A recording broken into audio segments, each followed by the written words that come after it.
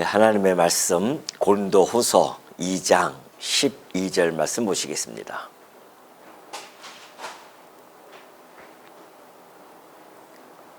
고린도후서 2장 12절.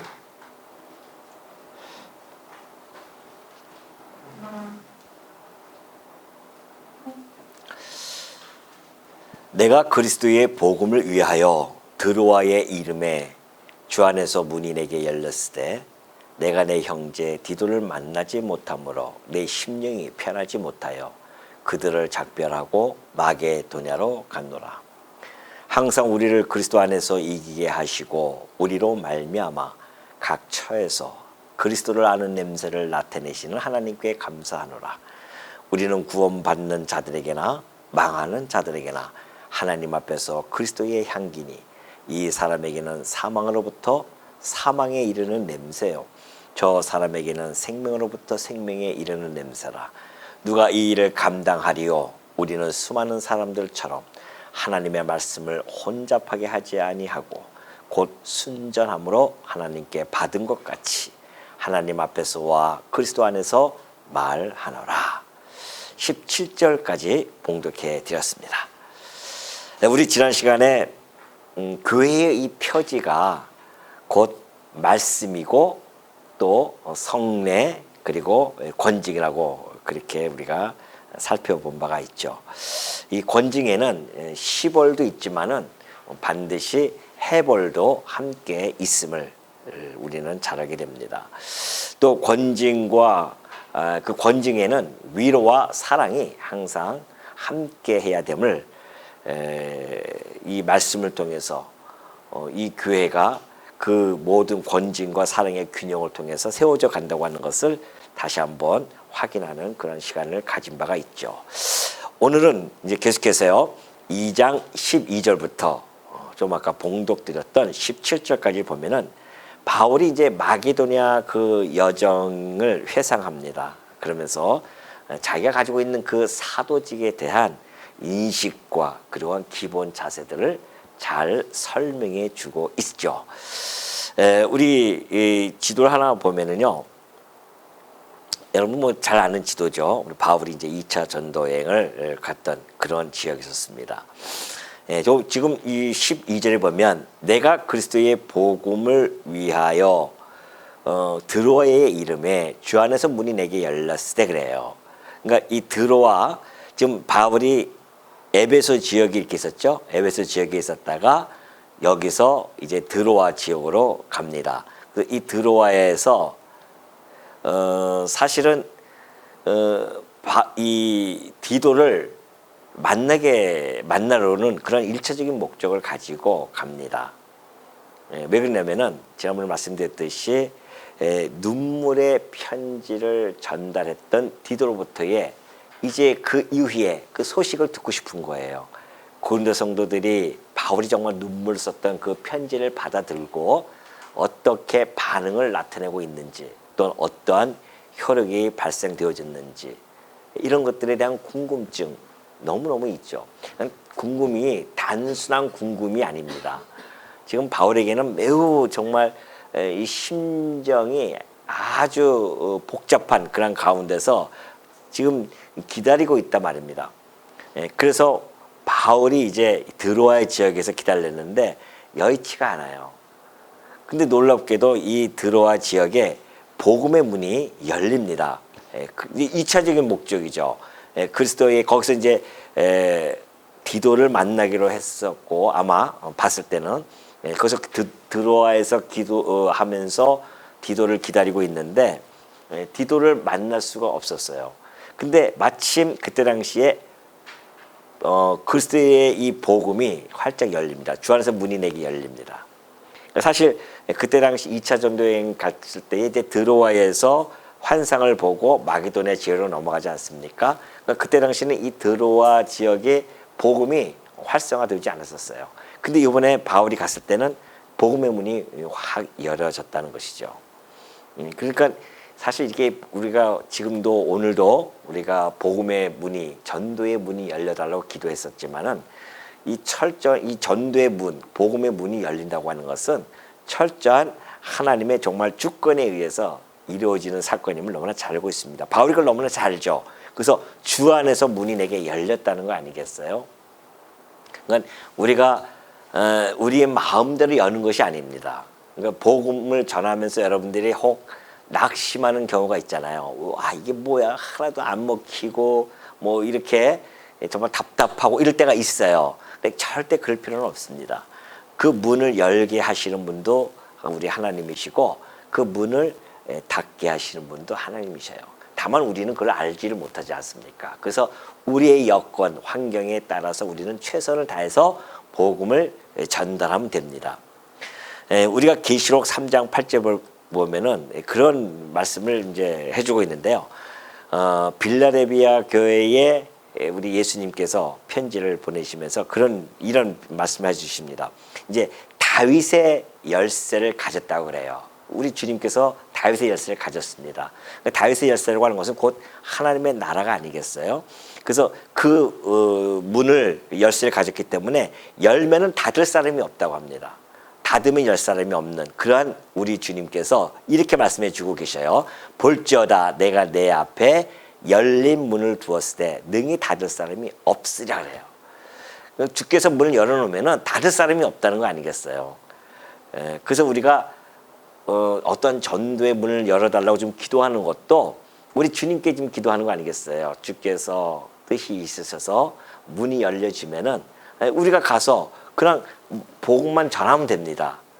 뭘 설득을 시킬 것도 없어요. 그냥 예수 그리스도에 대해서 전달만 해주면은 그 나머지는 뭐 우리 주님께서 다 하시지 않습니까? 물론 도구로 사용되어지는 우리들도 우리 주님께서 인도에 가시는 거죠. 여러분이 그런 마음을 하나님이 주시지 않으면 그것도 안 됩니다. 그런데 하나님께서 어느 날 내게 정말 감동을 주고 감격한 마음을 주셔가지고서는 이 복음을 막 전하고 싶은 마음이 생길 때가 있습니다. 그때에 그 성령의 인도함을 받고 이끌려서 전하면 되는 겁니다. 내가 이 사람을 잘 해서 빨리 구원시켜야겠다. 이러한 우리의 그 뭐 절박함이 있겠지만은 그러나 그 모든 일들은 하나님 손에 있기 때문에 우리는 그냥 그 전달자로서의 역할만 잘 하면은 열리는 거예요. 문이 열리고 닫히는 것은 우리 주님이 하시는 거기 때문에. 그러니까 바울도 가가지고 복음을 전하고 안 받아주는 자들에게는 그냥 티끌을 털고 나오는 겁니다. 그리고 받는 자들이 있어요. 그러니까 전도는 너무 쉬운 거예요, 사실은.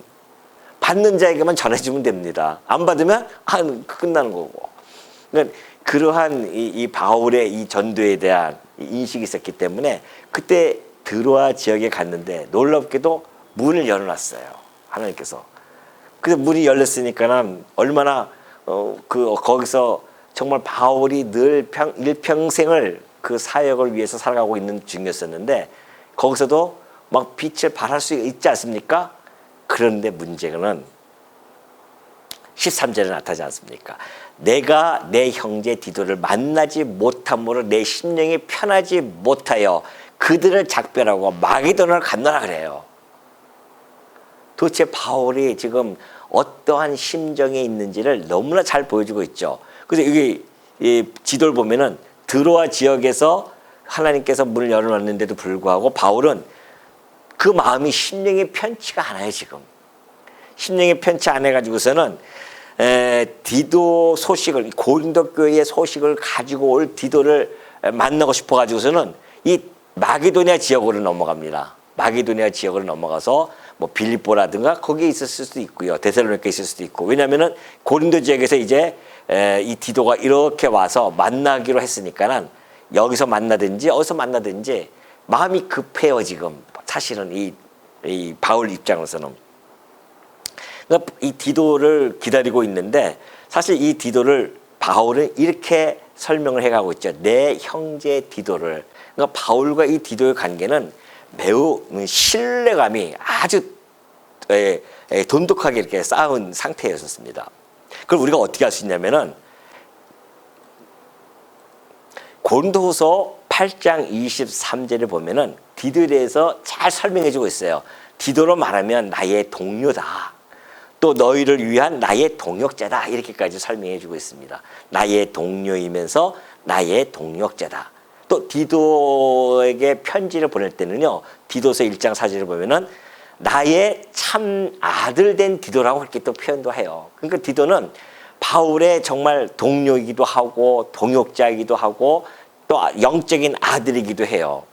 그러한 신뢰감이 있었기 때문에 그레데에 글을 남겨둡니다. 그레데 섬에 남겨둬서 거기서 목회자로서 남겨둬가지고서는 그 중요한 일을 감당케 하죠. 그만큼 바울과 이 디도는 깊은 신뢰감을 가지고 있습니다. 그러니까 사실 이 디도도 바울과 함께 얼마나 열심히 그 일을 감당했는지 몰라요.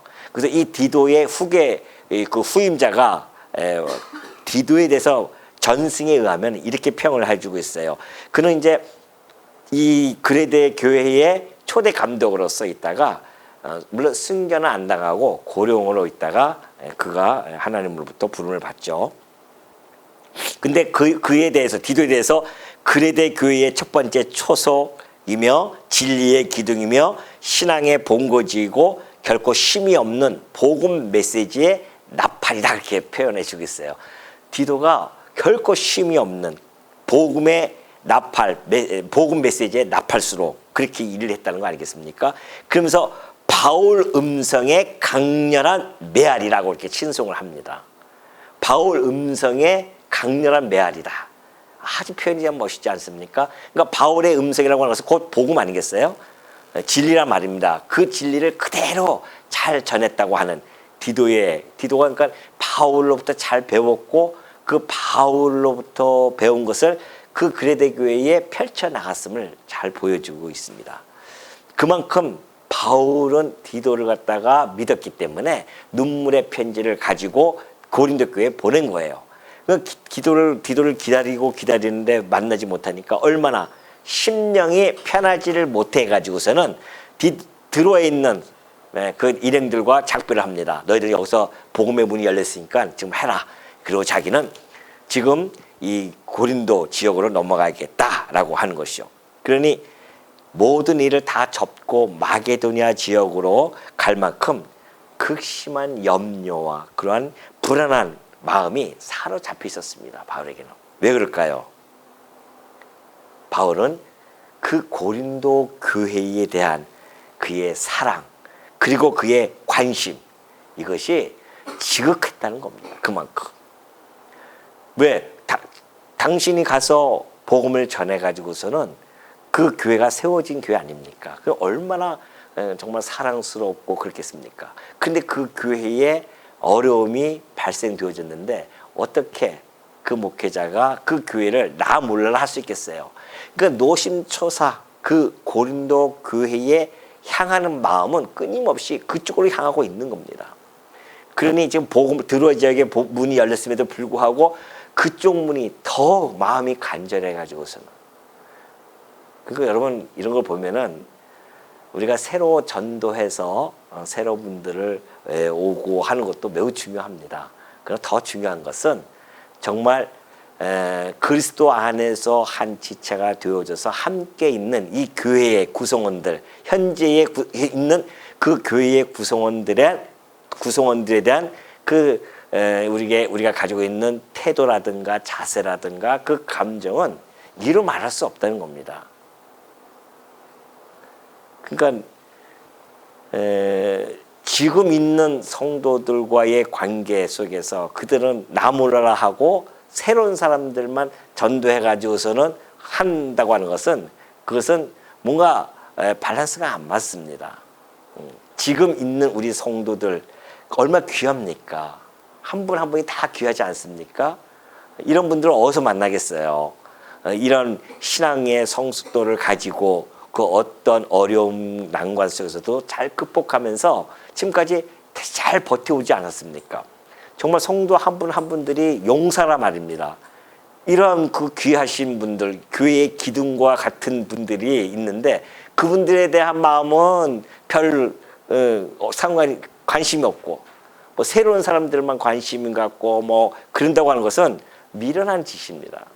그러니까 지금 있는 우리 성도들에 대한 그런 관심과 그 성도들에 대한 대함이 얼마나 우리가 정말 그리스도 안에서 주 안에서 사랑으로 대해야 되는지를 바울이 이걸 보면 알 수 있잖아요.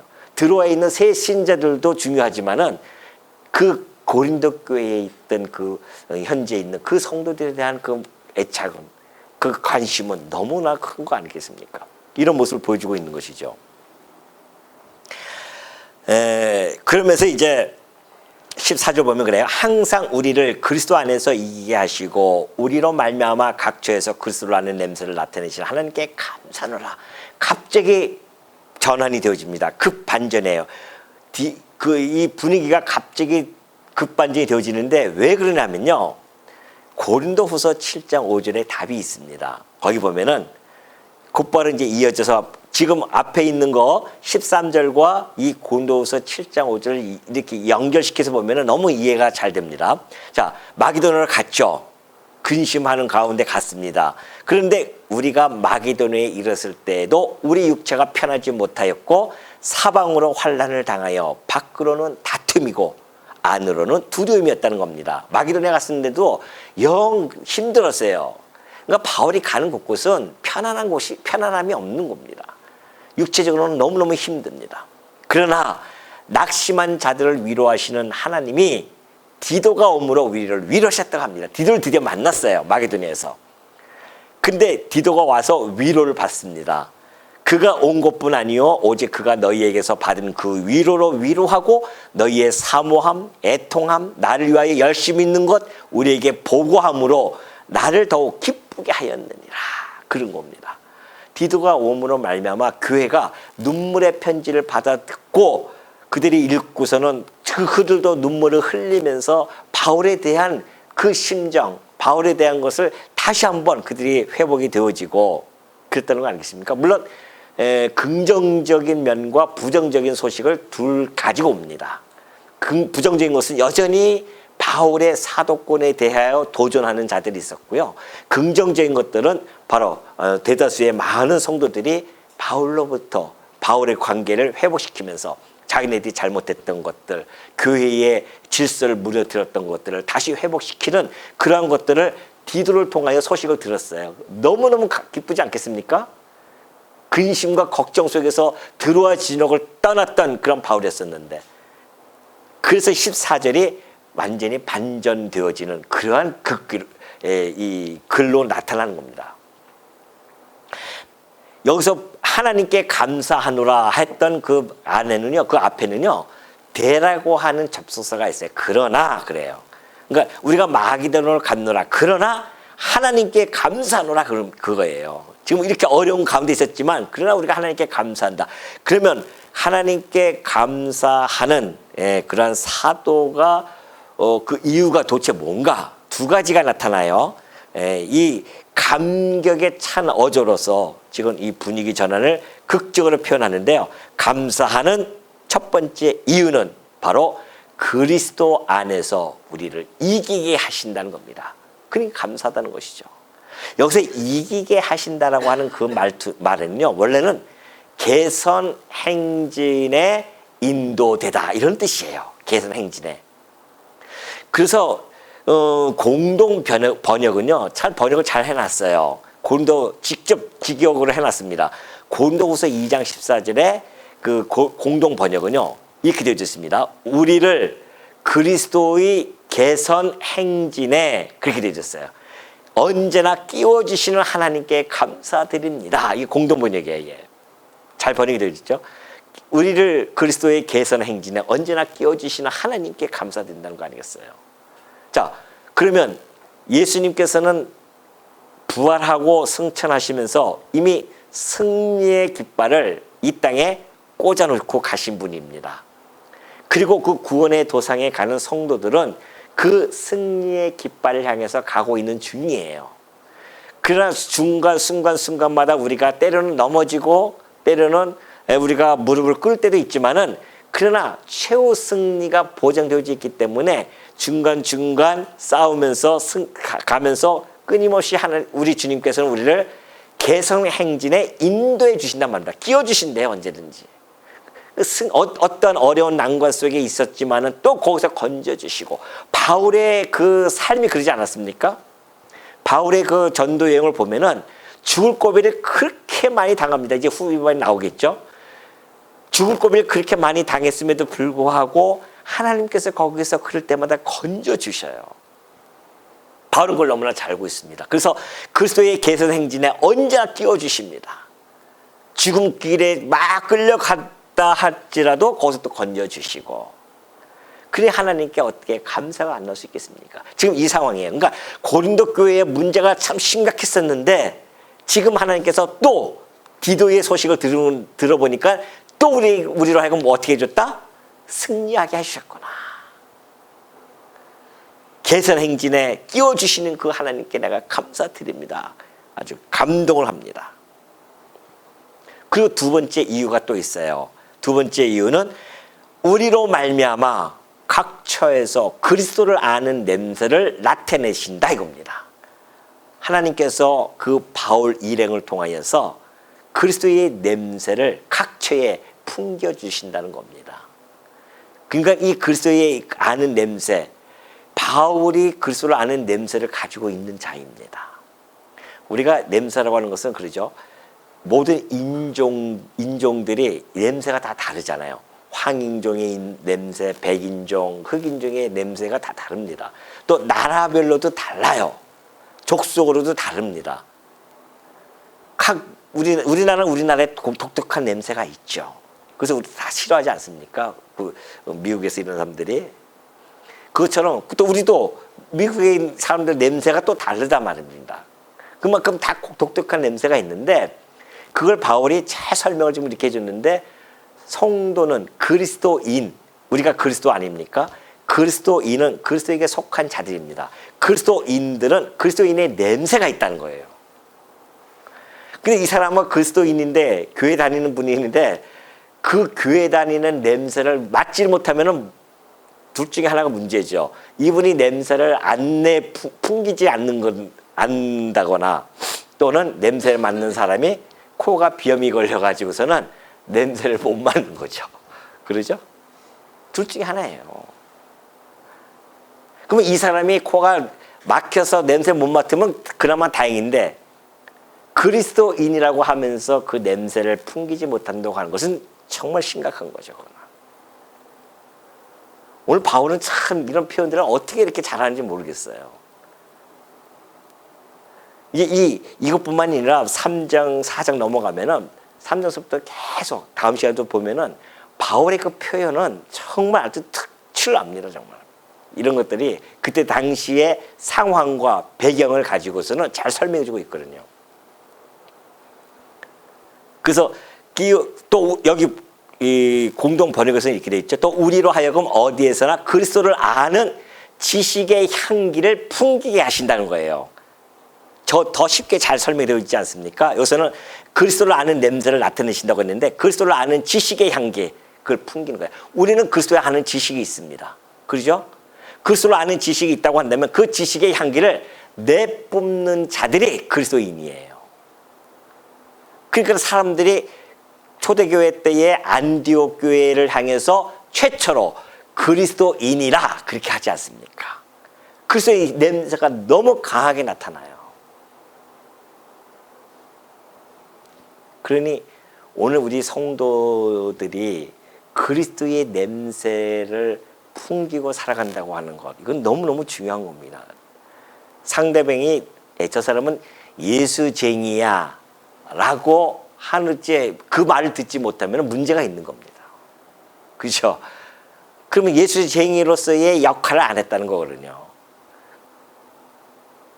똑같이 세상 사람하고 같이 어깨동무하고 같기 때문에 그러니까 그들이 이 사람이 깜짝 놀라는 경우도 많이 있거든요. 너 교회 다녀? 이렇게 하는 순간 참 많이 있거든요. 너 교회 다녀? 그런단 말이죠. 그 이야기는 너 그렇게 안 보이는데 그런 이야기입니다. 이게 참 심각한 얘기 아니겠어요? 그리스도인은 언제나 그리스도의 냄새가 풍겨야 됩니다. 그래서 아유 저는 저거 예수쟁이구나, 예수쟁이. 다양하게 우리 냄새 풍기. 예를 들어서 식사할 때도 우리가 기도하는 것은 그리스도의 냄새를 풍기는 겁니다. 그런 거죠. 또 그리스도의 사랑을 풍기기도 하고 그리스도의 은혜를 함께 나누기도 하고 그리스도께서 주신 그 평강을 통하여 상대방이 저 사람을 보면 난 참 평강스러워. 저 사람만 이야기하면 내 마음이 이렇게 편한지 모르겠어. 이상하게 내 얘기 다 하고 싶어. 뭐 그러한 그 향기가 우리 안에 충분히 있다는 겁니다. 그 복음의 향기 아니겠습니까? 바울이 그 일에 자기가 쓰임을 받는 것에 대한 감사를 지금 하고 있는 겁니다. 그러면서 15절에 보면 우리는 구원받는 자들에게나 망하는 자들에게나 하나님 앞에서 그리스도의 향기니 그래요. 우리는 구원받는 자들에게나 망하는 자들에게나 하나님 앞에서 그리스도의 향기다. 바울은 자기의 그 사도직을 그리스도의 향기로 아주 잘 인식하고 있습니다. 그리스도의 향기라고 하는 것은 무슨 뜻입니까? 향기의 출처가 어디예요? 그리스도예요. 지금 왜 이 바울이 이런 얘기를 하냐면은 이제 사도직에 대해서 계속 얘기를 해야 됩니다. 내 사도직이 당위성을 가지고 있고 정당성을 가지고 있다는 것을 설명해 주는 거죠. 그러니까 자기의 사도직을 지금 하나님께 바쳐지는 그 향기나는 그런 번제물로서 그렇게 설명해 가고 있습니다. 자기의 이 사도를 내가 감당하는 것은 내가 희생 제사가 하나님께 드리는 것처럼 나를 이 사도직을 통하여 나의 이 그리스도의 향기를 내가 지금 내뿜고 있지 않느냐 그런 겁니다. 그래서 이 향기라고 하는 것은 사실 구약에서는 유오디라는 단어인데요. 이것은 희생 제사를 가리킬 때 주로 사용하지 않습니까? 예, 그래서 번제가 여호와께 올라가는 그런 향기로운 냄새로서 그렇게 잘 설명해 주고 있습니다. 그러니 우리 사도가 자기는 그리스도께 바쳐진 그리스도를 통하여서 하나님께 바쳐진 희생 제물이 되어진 자다. 그래서 자기의 삶을 희생 제물로 그렇게 표현해 주고 있습니다. 그 로마서 우리가 12장에도 잘 나타나 있지 않습니까? 그래서 너희 몸을 하나님이 기뻐하시는 거룩한 산 제물로 드리라고 하는 것. 이것이 하나님께 드려지는 희생 제물로서의 삶을 살아갔는데 바울은 사도직을 통하여 희생 제물을 드린 거예요. 그렇다고 한다면 우리 성도들도 마찬가지 아닙니까? 지금 여러분이 가지고 있는 직분이 있습니다. 그 직분을 통하여 희생 제물을 드리는 거예요. 장로는 장로의 희생 제물로 드리고 권사는 권사의 희생 제물, 집사는 집사의 희생 제물로 드리는 거 아니겠어요? 목사는 목사로서의 희생 제물을 각자의 그 은사 따라서 희생 제물을 거룩한 산 제물로 드려지는 겁니다. 바울은 지금 자기의 사도직을 거룩한 희생 제물로 바라보면서 그리스도의 향기를 내뿜는 그러한 직분으로서의 역할을 난 지금 하고 있다는 것을 잘 설명해 주고 있죠. 그러니 이 사람에게는 그래요. 6절에 보면은 이 사람에게는 사망으로부터 사망에 이르는 냄새예요. 저 사람에게는 생명으로부터 생명에 이르는 냄새라 누가 이 일을 감당하리요. 자, 그리스도의 향기를 내뿜을 때 그리스도의 향기. 자, 그리스도의 향기가 있습니다.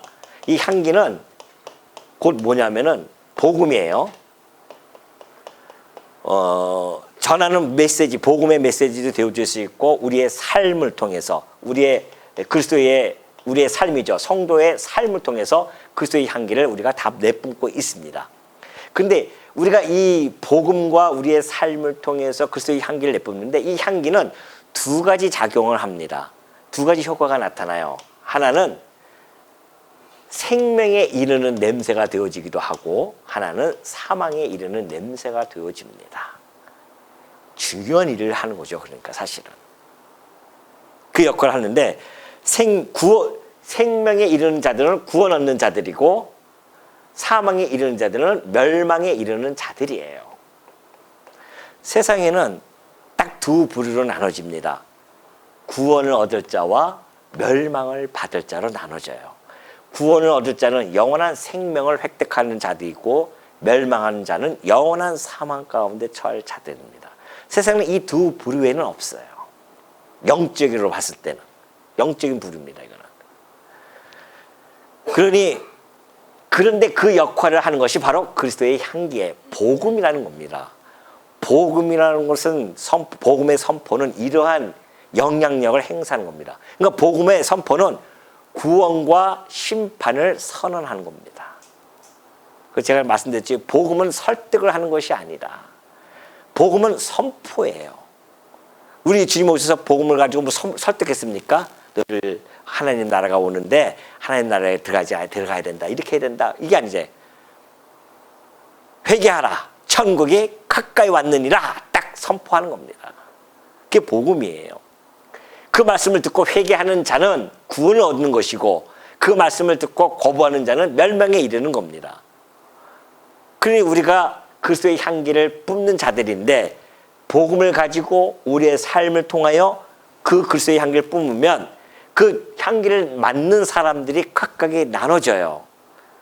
그래서 우리가 복음을 전할 때에 예수 그리스도가 그냥 유대인의 한 사람으로서 이 땅에 왔다가 죽은 사람으로 그렇게 받아들이는 자들은 똑같이 그 무덤에서 멸망을 당할 자들이고, 그리스도께서 죽으셨다가 부활하셔서 하나님 보좌 우편에서 지금도 우리를 위하여 기도하고 계시는구나 라는 것을 믿는 자들에게는 영원한 생명을 얻게 되어집니다. 주님이 부활하신 것에 동참이 되어져요.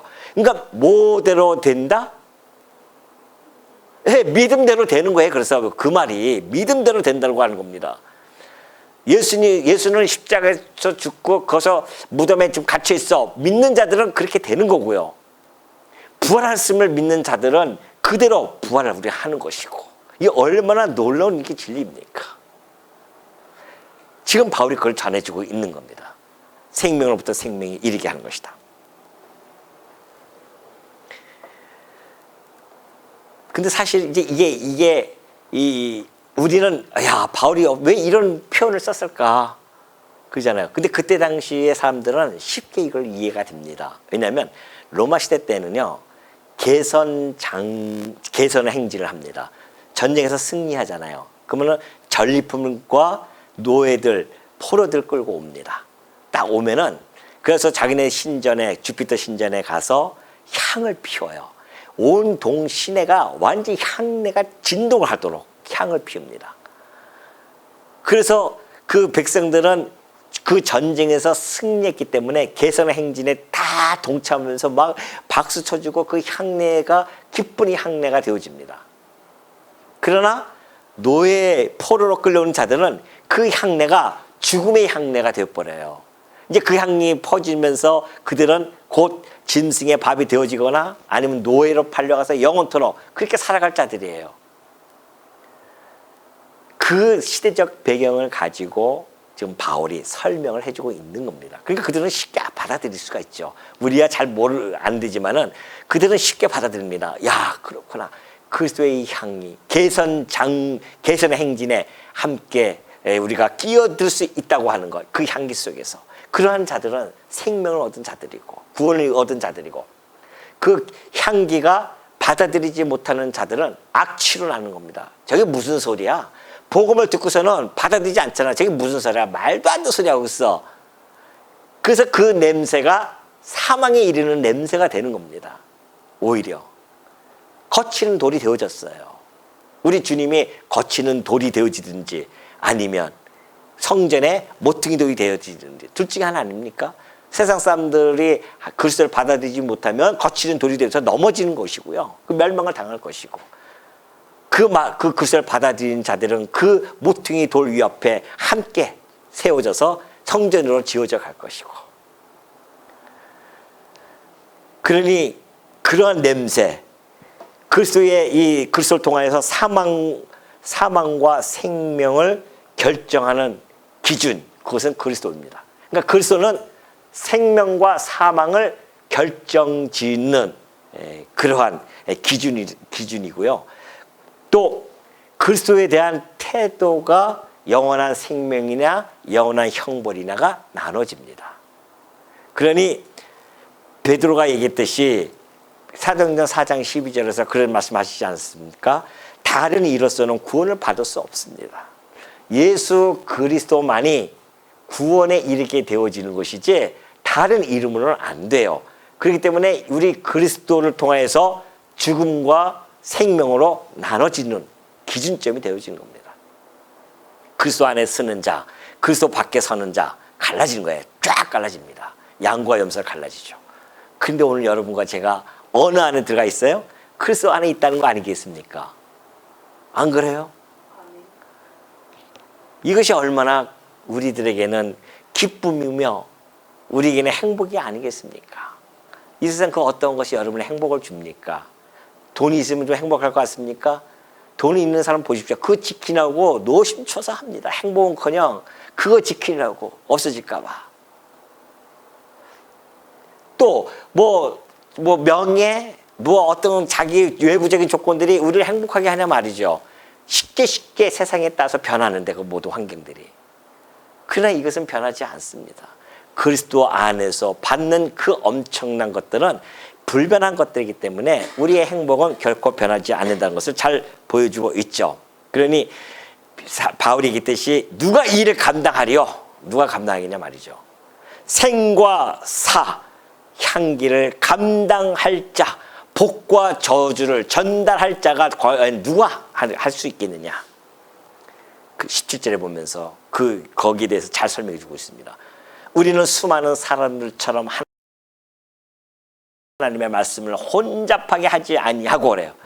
하나님 말씀을 혼잡하게 하는 자들은 이 생사를 결정짓는 이 복음을 전할 수 없는 자들입니다. 이 복음에다가 자꾸만 혼합을 해요. 유대교 사상을 혼합하고 이단적인 사상을 혼합한단 말입니다.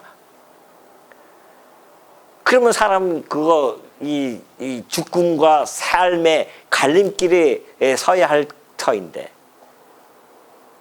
그걸 아무나 감당시키겠냐 말이죠. 하나님께서 아무나 안 시켜요. 그래서 인간이 어떠한 자격이 있다거나 능력에 따라서 그 일을 할 수 있는 것이 아닙니다. 바울이 얘기했듯이 아무나 이 일을 감당하는 것이 아니다. 혼잡한 말씀을 전하는 자들 안 돼요. 그럼 어떠한 자들이 할 수 있는가? 곧 순전함으로 하나님께 받은 것 같이 하나님 앞에서와 그리스도 안에서 말하노라. 그것이 누구예요? 바로 우리다. 자기네 사도들이죠. 바울이 그렇게 했다는 거 아닙니까? 고린도 교회에 침입하는 이 거짓 사도들은요, 혼잡하게 가르칩니다. 마치 포도주 장사가 포도에다가 물을 싹 타가지고서는 그렇게 해서 파는 것처럼 와가지고서는 야, 구원받는 거, 예수 믿고 구원받는 것도 좋지만은 그냥 율법을 행해야 돼. 할례도 행해야 되고 이러면서 혼잡하게 만든단 말입니다. 그들이 생명과 살을 가를 수 있는 그 복음을 전하는 자들은 아니라는 겁니다. 그럼 어떤 자들이 하나님께 순전함으로 하나님께 받은 것 같이 하나님의 이 향기, 복음, 이 말씀을 직접 받은 그런 사명을 가진 자들만이 이 일을 할 수가 있다는 겁니다. 아무나 하나님께서 안 맡기죠. 미혹시켜서 망할 자들에게는 그런 일을 통해서 미혹의 영을 보내서 글로 끌고 갑니다. 신천지라든가 이런 데 보십시오. 어떻게 그 말 한번 들어보셔야 그 사람 하는 이야기를. 어떻게 그 소리에 수십만 명이 앉아서 그 일을 하고 있냐 말이죠. 그게 아무만 봐도 우리는 도대체 이해할 수 없는 거 아니겠습니까? 근데 이해할 수 없는 게 아니라 미혹의 영이 들어가면 그럴 수밖에 없습니다. 멀쩡한 사람들이에요. 그 사람들 다 처자식도 다 있고 다 멀쩡하게 있는 사람도 아닙니까? 그럼에도 불구하고 그들은 오로지 거기에 올인하고 살아간단 말이죠. 왜? 미혹의 영에 빠져버리면은 그것이 진리로 받아들이기 때문에 그래요. 그들은 우리를 얼마나 불쌍히 여기겠나요 말이죠. 반대로 우리도 불쌍히 여기지만 그러니 우리가 진리 안에서 거한다고 하는 것은 너무너무 중요하고 흔들리지 않아야 된단 말입니다. 누가 와서 한마디 하면 흔들려 버리고 그러면 안 되죠. 그러기 위해서 우리가 지금 하나하나 말씀을 상고하고 있는 중 아니겠습니까?